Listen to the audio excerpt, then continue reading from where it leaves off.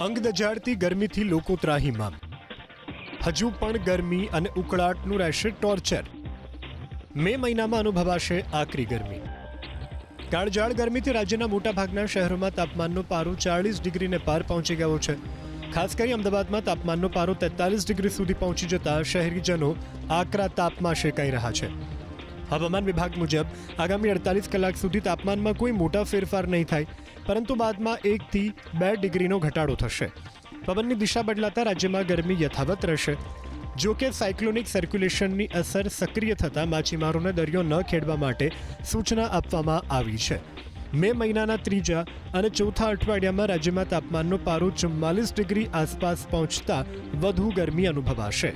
આજના તાપમાનની વાત કરીએ તો સુરેન્દ્રનગરમાં સૌથી ઊંચું 43.5 ડિગ્રી તાપમાન નોંધાયું, જ્યારે અમદાવાદમાં 43.2 ડિગ્રી, રાજકોટમાં તાપમાનનો પારો 43 ડિગ્રી પર પહોંચ્યો, જ્યારે ગાંધીનગરમાં 42.8 ડિગ્રી, અમરેલીમાં 42.5 ડિગ્રી, વલ્લભ વિદ્યાનગરમાં 42 ડિગ્રી તાપમાન નોંધાયું.